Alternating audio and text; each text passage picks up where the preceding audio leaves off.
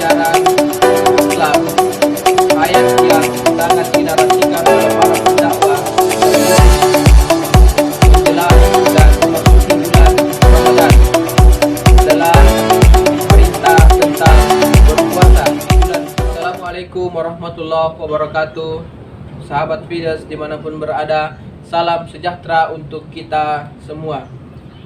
Di dalam ajaran Islam, ayat yang sangat dinarasikan oleh para pendakwah terkhusus menjelang dan memasuki bulan Ramadan adalah perintah tentang berpuasa di bulan Ramadan. Ya ayyuhalladzina amanu kutiba alaikumusiyam menjadi landasan dan spirit atas perintah berpuasa di bulan Ramadan.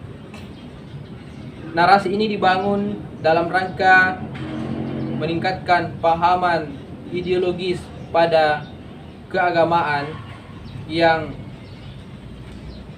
yaitu Islam, yaitu penganut agama Islam, bahwa selama sebulan penuh orang akan dilatih untuk menahan dirinya tidak mengkonsumsi makanan di siang hari, tidak makan dan tidak minum di siang hari sampai menjelang waktu berbuka puasa.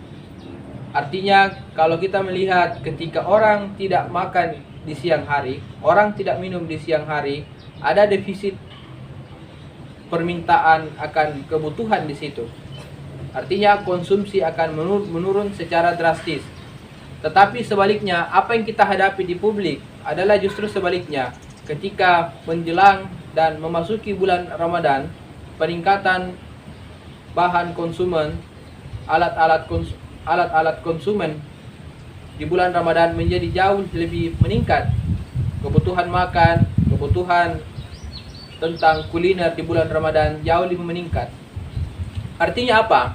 Secara ekonomi kita patut berbangga bahwa sebenarnya di bulan Ramadan, di mana orang di siang hari tidak makan dan tidak minum, tetapi secara ekonomi ada aktivitas ekonomi yang jauh berbeda dari sebelum-sebelumnya.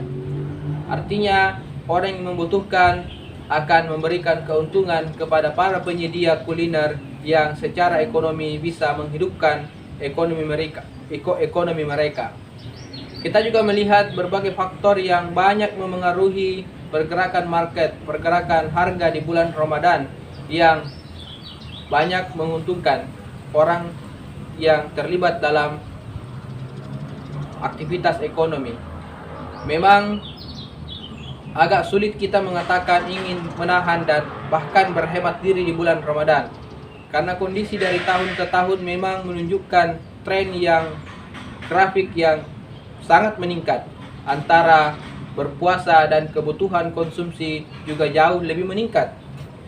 Nah, kita akan menanggapi itu secara positif saja, bahwa ketika bulan Ramadan banyak akses kebutuhan yang akan kita penuhi, banyak skop kebutuhan yang akan kita penuhi, sehingga ini akan terjadi sebuah distribusi ekonomi dari hulu ke hilir yang akan memberdayakan banyak sektor, akan memberdayakan banyak orang, sehingga secara ekonomi Ramadan ini adalah peluang besar untuk mendapatkan profit yang bisa didapatkan oleh siapa saja.